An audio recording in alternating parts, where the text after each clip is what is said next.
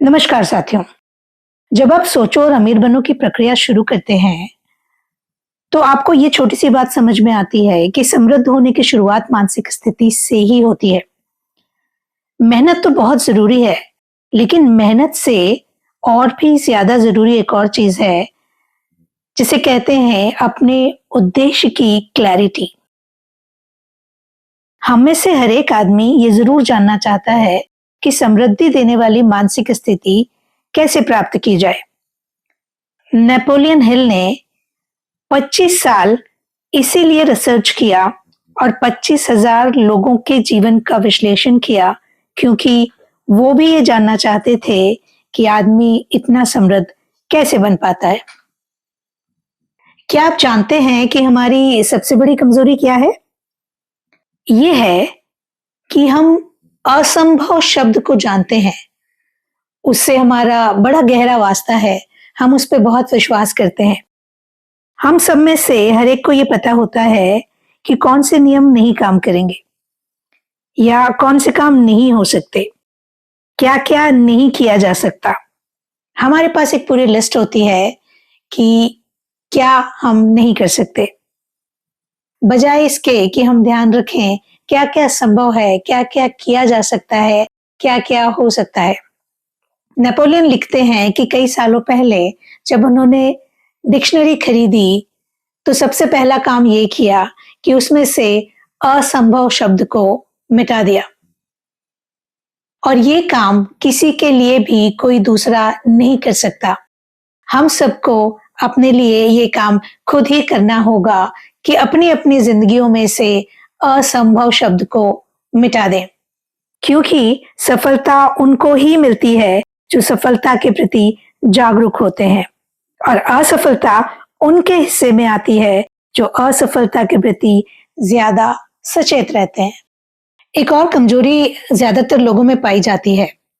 हर एक व्यक्ति स्थिति को अपनी धारणा और विश्वास के पैमाने से नापता है। कुछ लोग जो इस वीडियो को देखेंगे कतई विश्वास नहीं करेंगे कि कोई भी सिर्फ सोचने से अमीर हो सकता है। बहुत सारे लोग संपत्ति और सफलता के बारे में सोच ही नहीं पाते, क्योंकि उनकी आदत पड़ जाती है अभाव के बारे में सोचने की, तकलीफ के बारे में सोचने की, असफलता के बारे में सोचने की और हार के विचारों में डूबे रहने की। एक चीनी व्यक्ति अमेरिका में अपनी पढ़ाई पूरी करने आया। उसने शिकागो के एक कॉलेज में एडमिशन लिया। एक दिन प्रेसिडेंट हॉर्पर की इस चीनी व्यक्ति से मुलाकात हुई। उन्होंने पूछा कि उसे अमेरिकियों में सबसे खास बात क्या लगती है। उस चीनी व्यक्ति ने कहा, आप सबकी आंखों में एक विचित्र सा झुकाव है, सभी की आंखें एक तरफ झुकी हुई लगती हैं। हार्पर ने मन ही मन सोचा कि और हाँ, हम अमेरिकी भी चीनियों की आंखों के बारे में यही कहते हैं। मतलब ये कि जो हमारी समझ में नहीं आता, हम उस पर विश्वास ही नहीं करना चाहते। हम समझते हैं कि हमारे सोच की सीमाएं बिल्कुल सही हैं, क्योंकि वो हमारी सीमाएं हैं। यानी दूसरों की आंखें टेढ़ी हैं, क्योंकि वो हमारी आंखों जैसी बिल्कुल नहीं है। हेनरी फोर्ड का नाम तो आपने सुना होगा। जब हेनरी फोर्ड ने तय किया कि वो V8 मोटर बनाएंगे, और उसके लिए उन्होंने ये विचार किया कि 8 सिलेंडर वाला एक ही ढांचे में एक इंजन लगाया जाए। उन्होंने अपने इंजीनियरों को बुलाया और कहा कि इस इंजन की डिजाइन को तैयार करें। इंजीनियरों ने कागज पर तो डिजाइन बना ली, लेकिन सारे इंजीनियर इस एक बात पर सहमत थे कि एक ढांचे में 8 सिलेंडरों वाला इंजन नहीं आ पाएगा। फोर्ड ने कहा, कैसे भी हो करो। इंजीनियरों ने मना कर दिया कि यह संभव नहीं है। फोर्ड ने आदेश दिया, काम शुरू करो और काम तब तक करते रहो जब तक कि सफलता नहीं मिल जाती।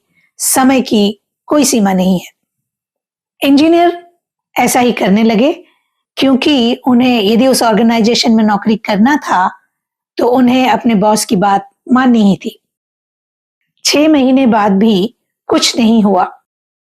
जब सारे प्रयत्न करके देख लिए गए और कुछ भी नहीं हो पा रहा था, तब साल के अंत में फोर्ड ने अपने इंजीनियरों से बातचीत की और फिर आदेश दिया, काम करते रहो, मुझे ये डिजाइन चाहिए और मैं ऐसा इंजन बना के रहूंगा।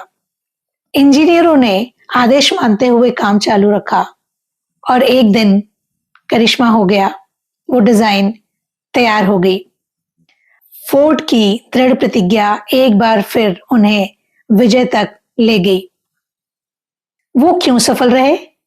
क्योंकि वो जानते थे कि सफलता का सूत्र क्या है और इसे कैसे लागू किया जा सकता है। वो जानते थे कि काम करना, काम पे बने रहना, जुनून बनाए रखना तब तक जब तक कि सफलता हासिल नहीं हो जाती। यही एकमात्र तरीका है और इस तरीके तक पहुंचने के जो अलग अलग सिद्धांत हैं उसके बारे में हेनरी फोर्ड को पता था। एक बड़े ही प्रसिद्ध कवि हैं हेनले। उन्होंने लिखा है कि आप अपने भाग्य के स्वामी हैं, अपनी आत्मा के कप्तान हैं।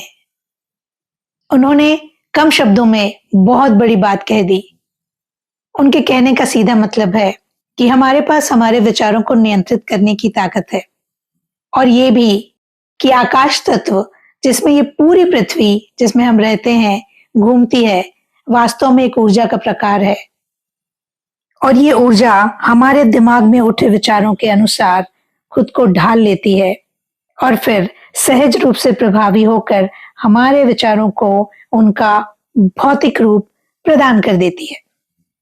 इसीलिए कवि हेनले ने कहा कि हम अपने भाग्य के स्वामी हैं, अपनी आत्मा के कप्तान हैं।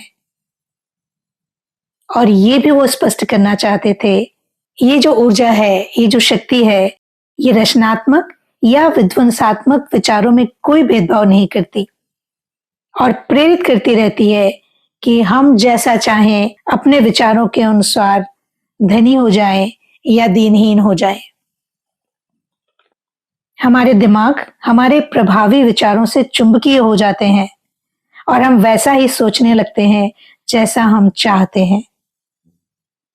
तो अब काम की बात यह समझी जाए कि प्रचुर मात्रा में धन का अर्जन करने के पहले हमें अपने दिमाग को धन प्राप्ति हेतु प्रेरित करना होगा, जागरूक करना होगा, कुछ इस तरह कि वो हमें इस उद्देश्य की प्राप्ति के लिए योजना बनाने पर मजबूर कर दे। लेकिन हेनले जो कवि थे, कोई विचारक या दार्शनिक नहीं थे, इसीलिए उन्होंने इस महान सत्य को कविता के रूप में अभिव्यक्त करके छोड़ दिया। अब इसे मानने वाले इस सत्य की अपनी रुचि के अनुसार व्याख्या कर लें। धीरे धीरे ये सत्य सब पर खुलता गया और फिर स्पष्ट हो गया कि यदि उन 13 सिद्धांतों का सच में पालन किया जाए तो हम सबको भी उस तरह के परिणाम प्राप्त हो सकते हैं जो दुनिया के बहुत सारे समृद्ध लोगों को प्राप्त हुए। आने वाले वीडियोस में जब हम एक एक करके इन सिद्धांतों की व्याख्या करेंगे, समझेंगे और ये जानेंगे कि उन्हें अपने जीवन में कैसे उतारा जा सकता है, उससे पहले हमें ये जानना बहुत जरूरी है कि इन सिद्धांतों का जन्मदाता कोई एक व्यक्ति नहीं है। इन्हें उन 500 लोगों के जीवन के अनुभवों से लिया गया है जिन्होंने वाकई में बड़ी मात्रा में समृद्धि को हासिल किया था। इनमें से कई सारे बड़ी गरीब स्थिति में पैदा हुए, कईयों को बिल्कुल शिक्षा नहीं मिली, कईयों को थोड़ी बहुत शिक्षा मिली और कई तो बिल्कुल भी प्रभावशाली नहीं थे कि किसी से मदद लेकर भी अपने सपनों को पूरा कर सके। किंतु उन्होंने जाने अनजाने इन सिद्धांतों का प्रयोग किया और समृद्धि को हासिल किया। एक बार शिकागो में ऐसी भयंकर आग लगी कि व्यापारियों के सारे गोदाम जो स्टेट स्ट्रीट पर थे जल के खाक हो गए। अब सारे व्यापारियों में बातचीत हुई कि क्या किया जाए, तो सबने तय किया कि कहीं और बेहतर जगह लेकर फिर से काम शुरू किया जाए, सिवाय एक के। वो एक व्यक्ति जो वहां रुकने को तैयार था, उसने कहा, मैं तो यहीं रुककर अपने गोदाम फिर से बनाऊंगा और एक बड़ा स्टोर भी बनाऊंगा, चाहे ऐसे कितने भी हादसे होते रहें। और इस घटना के 50 साल बाद वो स्टोर अपने मूर्त रूप से कहीं बड़ी स्थिति में वहीं खड़ा था, बिल्कुल ऐसे जैसे किसी अदम्य इच्छा की मूर्तिमान इमारत हो। इसका निर्माता मार्शल फील्ड ये भी वही कर सकता था जो औरों ने किया। साथियों, जब भविष्य धूमिल लगे और मेहनत की बहुत दरकार हो, तब ज्यादा लोग विजय के बारे में नहीं सोचते। बस यही फर्क होता है मार्शल फील्ड और दूसरे अन्य लोगों के बीच। यही जुनूनी जिद एडविन सी बॉन्ड्स को बाकी हजारों उद्यमियों से अलग कर देती है, और यही जुनून सफलता और असफलता या असाधारण सफलता के बीच फर्क को उजागर करता है। हर एक व्यक्ति इस दुनिया में धन कमाना चाहता है, लेकिन जब ये कामना एक अदम्य इच्छा बन जाती है, जुनून बन जाती है, स्पष्ट योजना सामने होती है, नए तरीके सूझने लगते हैं, तब इस जुनून के साथ लगन को मिलाकर और इन 13 सिद्धांतों पर बने रहकर सफलता को हासिल किया जा सकता है। अगले वीडियो में समृद्धि के पहले सिद्धांत के साथ आपसे फिर मुलाकात होगी। तब तक के लिए अपना ख्याल रखिएगा।